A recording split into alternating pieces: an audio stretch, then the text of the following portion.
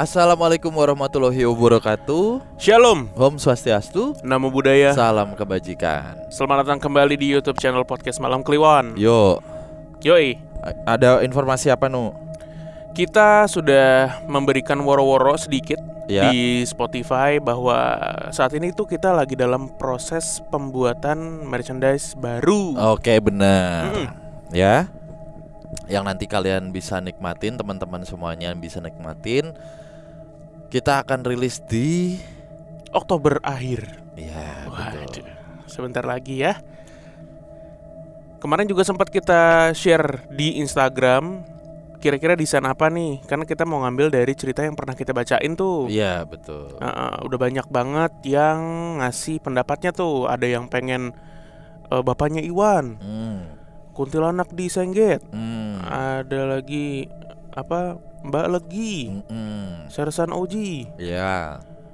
Gembel Plafon, Satpam Kelapa Gading. Mungkin kalau Banyak teman-teman asing mendengar yang tadi Danu sebutin, karena memang cerita itu tidak ada di YouTube gitu. Ceritanya cuma ada di Spotify. Sebenarnya sebagian yang di awal tuh ada juga di YouTube. Paling Waktu itu beberapa. iya paling cuman 2-3 lah. Gitu. Jadi kalau teman-teman mau tahu lebih banyak cerita-cerita dari Podcast Malam Kliwon, silahkan kunjungin Spotify-nya Podcast Malam Kliwon juga. Betul. Gitu. Silakan download dulu di Play Store atau App Store. Oke, kita langsung masuk bacain cerita dari teman Kliwon. Iya. Halo, Bimo Danu beserta tim Podcast Malam Kliwon dan semua teman Kliwon. Halo. Perkenalkan, nama gue Utari. Dan ini adalah cerita pertama yang gue ceritakan di sini. Awalnya gue agak ragu buat nyeritain ini karena ada 3 sudut pandang. Dan gue harus runtut nih supaya enak ngebacainnya. Cerita ini terjadi di tahun 2015. Ketika pertama kalinya gue ngetrip rame-rame sama teman-teman kantor ke Jogja. Kita 7 orang dan semuanya perempuan. Waktu itu aplikasi untuk nyari hotel dan pesen tiket belum kayak sekarang. Jadi kita cuma ngandelin Google aja buat referensi penginapan. Gue inget banget waktu itu kita bertujuh tuh udah ngerencanain liburan dari jauh-jauh hari. Tapi tetap aja gak kebagian tiket kereta.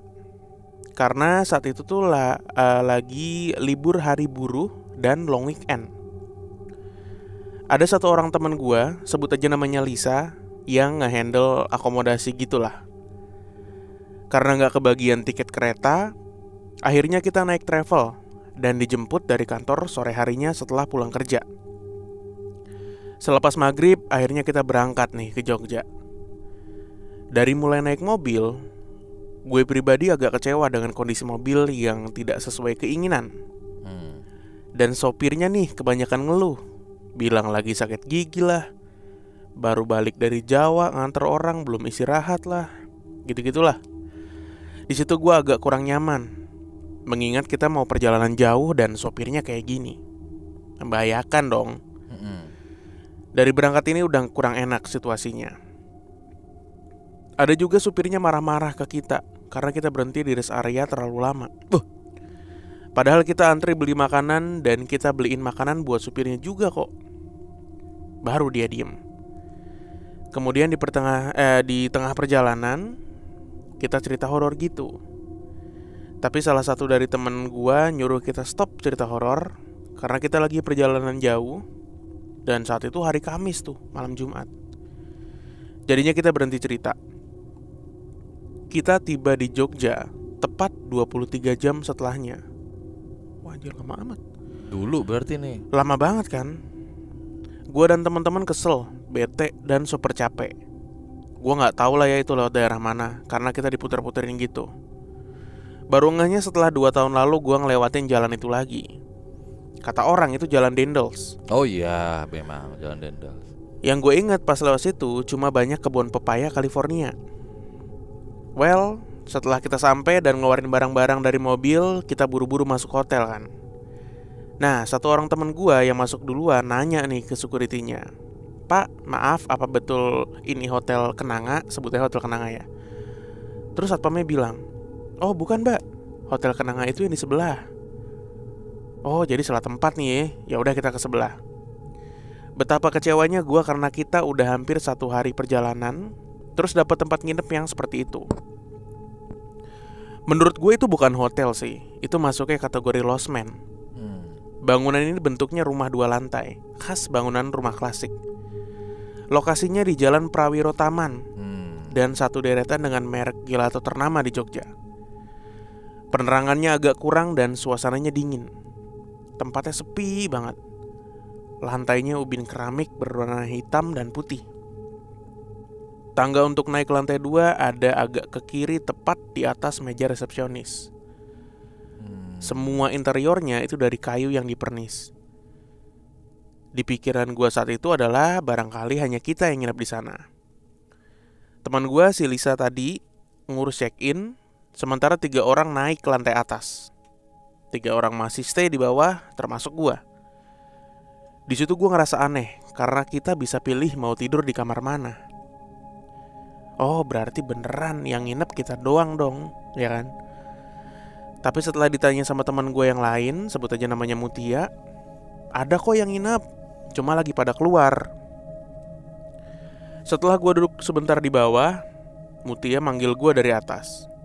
Gue ini biasa dipanggil Ute ya sama teman-teman. Ute, sini naik deh. Lo mau tidur di kamar yang mana? Naiklah gue ke atas. Pas udah mau sampai anak tangga terakhir, gue langsung nengok ke arah kiri. Ada kamar di situ tepat persis sebelah tangga.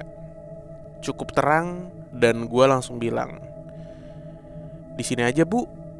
Gak lama tangan gue ditarik sama temen gue, si Mutia ini. Dia sambil bilang, enggak, jangan di sini ya, di ujung aja. Kita hadap-hadapan. Maksudnya kita ngambil 2 kamar di ujung dan posisinya berhadapan, gak sebelahan gitu. Jadi kamar A diisi oleh 4 orang, yaitu gua, Lisa, Mutia, dan Riri. Kamar B di seberang itu diisi oleh 3 orang lagi yang emang kakak adik, Citra, Rani, dan Sinta.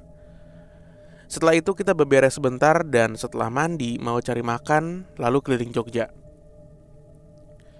Rasanya di badan tuh capek dan kesel karena waktu kita kebuang hampir setengah hari.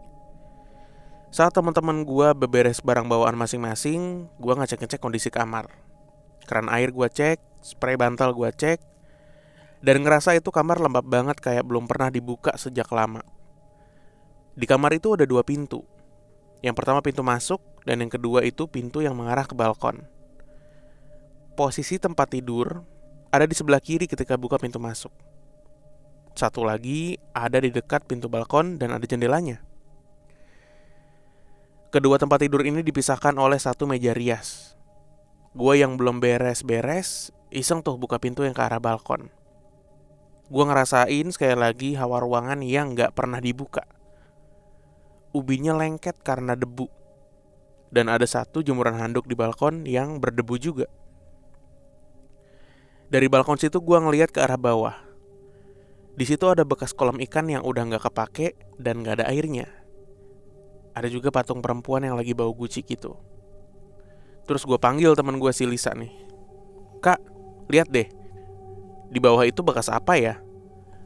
Kolam kali ya? Itu juga ngapa ada patung ditaruh di situ deh. Nah, teman gue gak jawab pertanyaan gue tapi justru bilang, udah teh, tutup pintunya. Gue masih berusaha ngajak dia buat lihat, dan dia tetap nyuruh gue buat tutup pintunya. Gak lama gue nanya ke teman-teman yang lain mengenai siapa yang mau mandi duluan. Gak ada yang mau.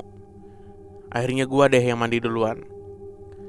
Lagi-lagi hawa singup menyeruak keluar setelah gue buka pintu kamar mandi dan suasananya dingin banget. Gue bukan orang yang sensitif mengenai hal yang gaib. Baru sekarang ini aja nih gue belajar tentang hal itu.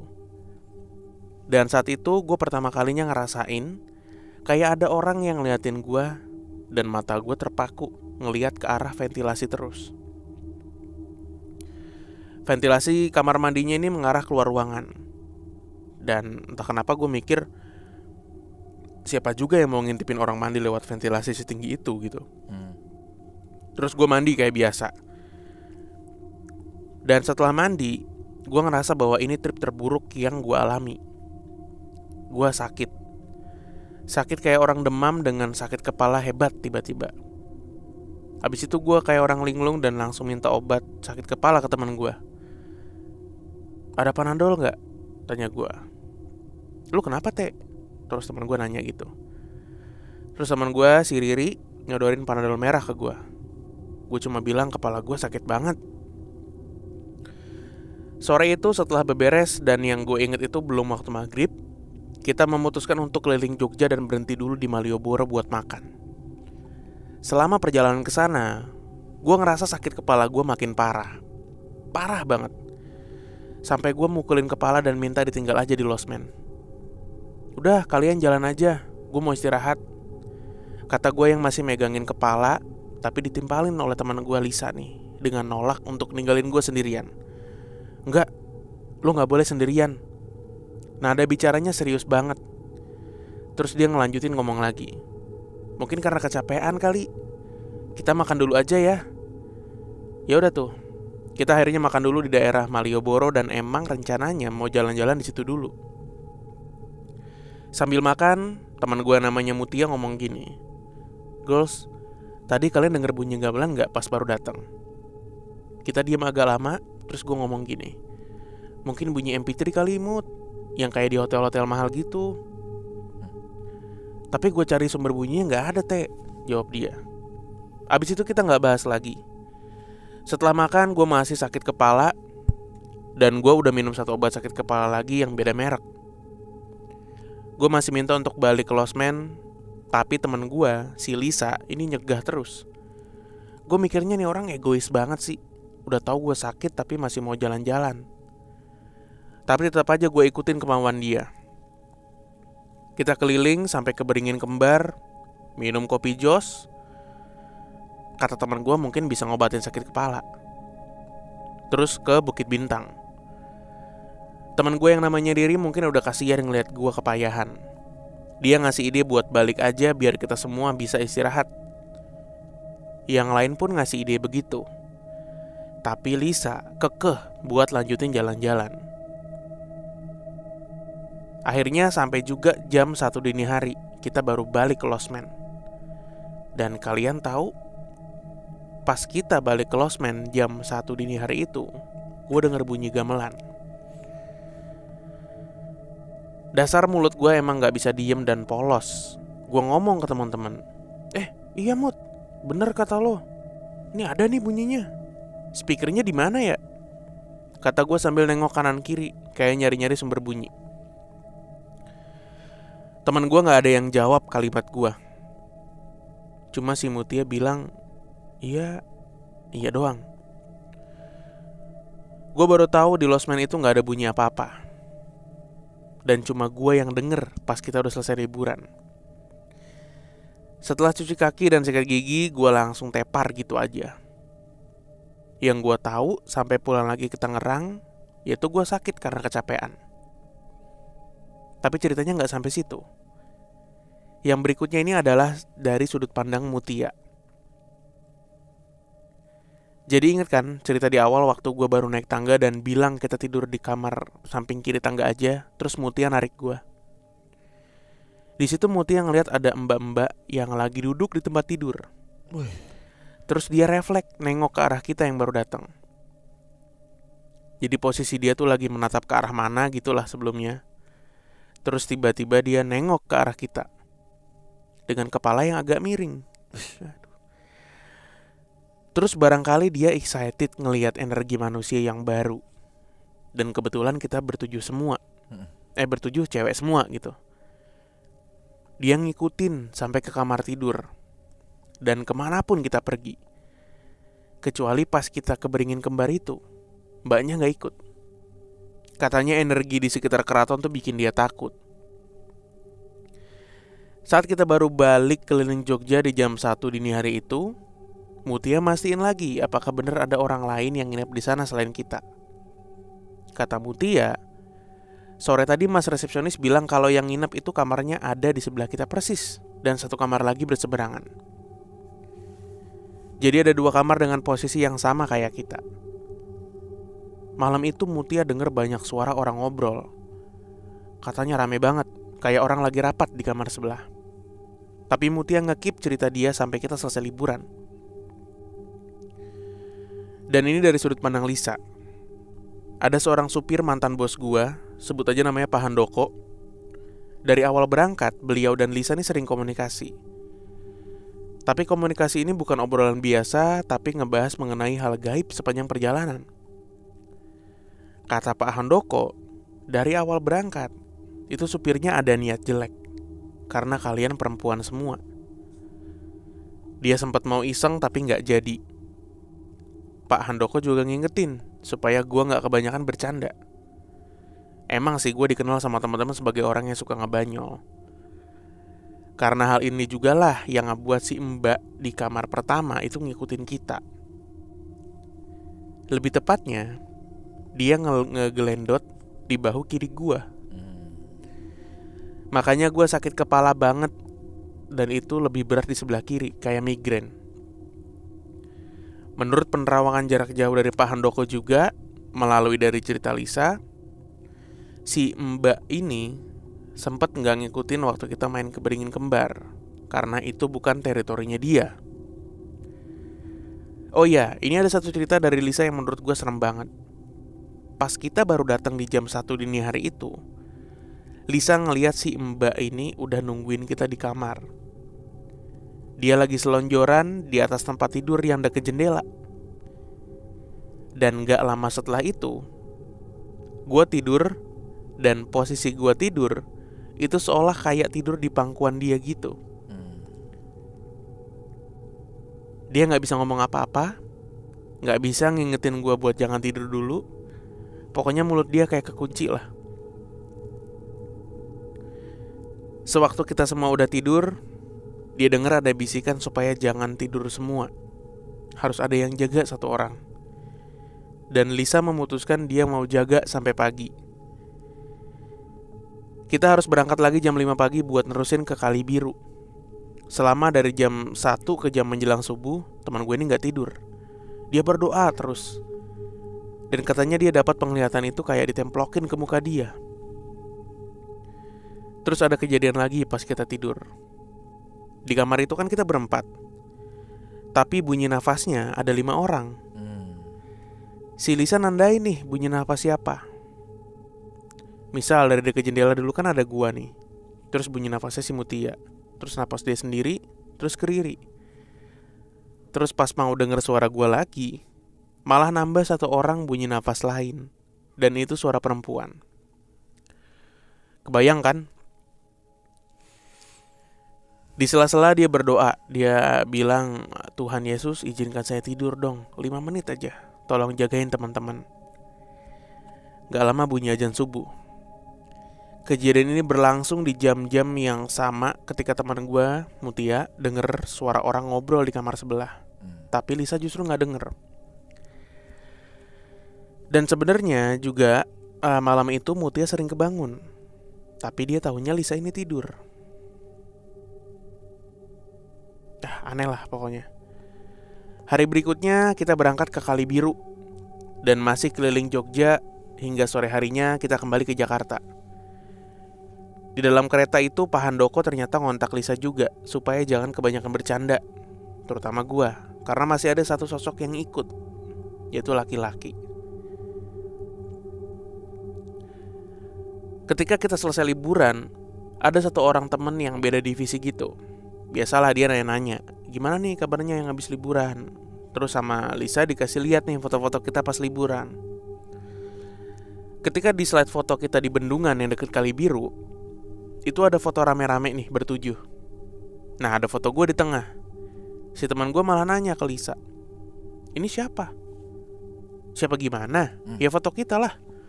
Bukan, ini serius. Yang di tengah siapa? Pakai nanya lagi lu. Itu si Ute. Ute? Ini mah laki-laki. Tuh ada kumisnya. Wah gitu. Jadi yang ngikutin gue ini adalah si Mbak, yang menurut penerawangan Pak Handoko, dia bisa jadi tewas dibunuh di losmen itu, atau di daerah situ, tapi udah lama banget. Dan suara orang rapat ramai waktu tengah malam adalah suara beberapa makhluk gaib yang ada di situ, katanya lagi pada ngumpul. Kebetulan aja teman gue denger. Satu lagi makhluk gaib yang laki-laki itu juga ngikutin gua karena dia nggak suka kitanya bercanda terus. Gua nggak tahu apakah teman-teman gua ini punya kelebihan indera keenam yang sensitif, karena kita juga nggak pernah bahas hal gaib di kehidupan sehari-hari.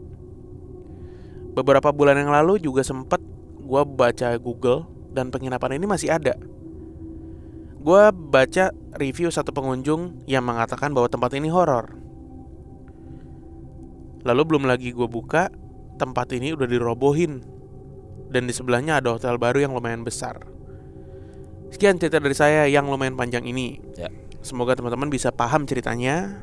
Dan maaf kalau ada kekurangan. Salam Utari. Utari.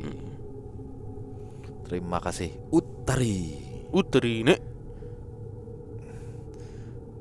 Sebenarnya kan dulu zaman kuliah, gua kuliah tuh cuman sampai Kamis ya. Jumat Sabtu tuh serius lu? Iya, Jumat tuh biasanya buat kelas pengganti atau make up class namanya. Make up class. Nah ya udah, gue tuh sering banget bolak-balik, entah naik motor, naik kereta lah di Jogja. Mainnya di Pogung, kan saudara gue juga banyak di Jogja Solo kan.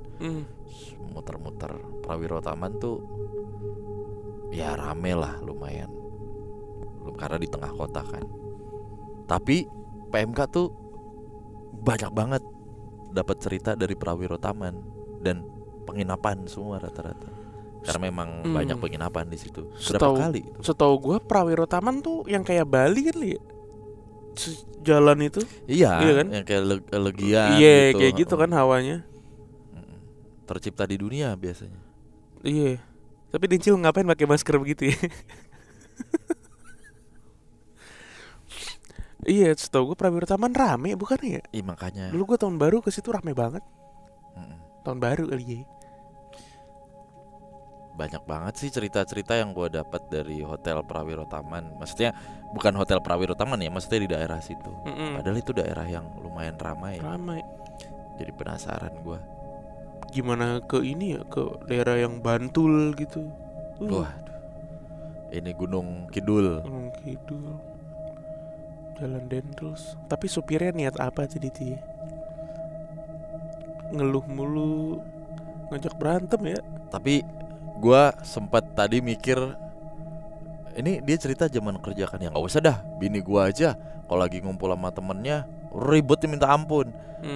Lo juga suruh nyetirin 7 cewek juga males pasti ya kan. Iya sih, kadang gitu ya. Bacot gitu kan. Apalagi liburan, drama gitu pasti kan. Sebel banget gue sama drama-dramanya. Biasa gitu.